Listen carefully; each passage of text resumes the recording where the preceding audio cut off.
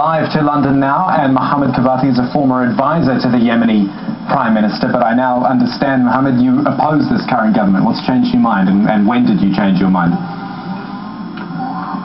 Thank you. Actually, today I'm speaking. Today, we have announced here in London a new rally for the international rally for supporting the youth revolution for change.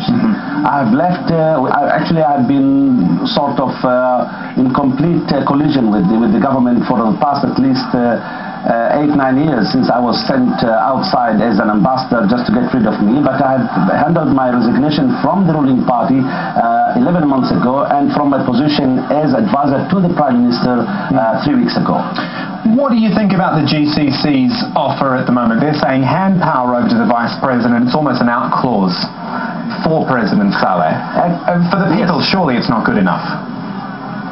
I'm sure it's not good enough, even not only for the people, not only for the youth. I think for any part of the opposition, whether the opposition, official opposition of the joint meeting parties, or the opposition outside the country, or the opposition in the south, I'm also part of it, because this is a gimmick, this is a ploy played by the president. The phrasing in Arabic, actually, he is not handing power. Actually, it says he's passing power. So actually it's not a total transfer of power. So the president is not actually totally relinquishing his powers. He's only passing power. And we have sought for advice, from very sort of great, reputed scholars of constitution. And they said anybody who passes power to another person, he could regain that power whenever he decides.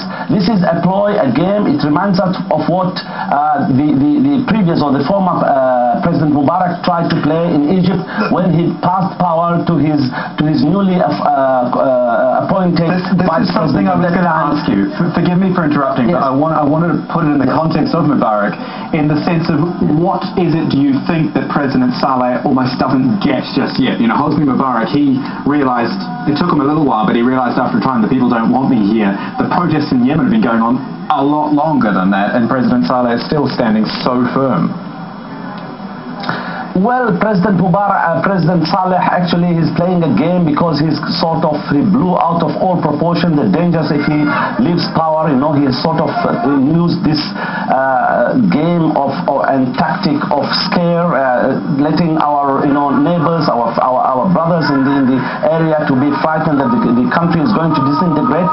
And actually he is now pushing the country to disintegration, because the original initiative which came out by our brothers in the GCC was quite clear. The president has got to resign, not to pass power. He has got to resign, and there is quite a big difference between resignation and passing power to another person.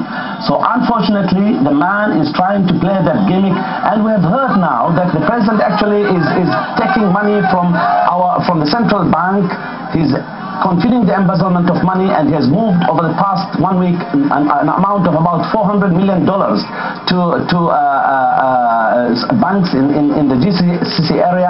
And we have asked our brothers actually to really, if they want to use some pressure on him and some levy on him, they have got to freeze all these funds which he has embezzled from the country.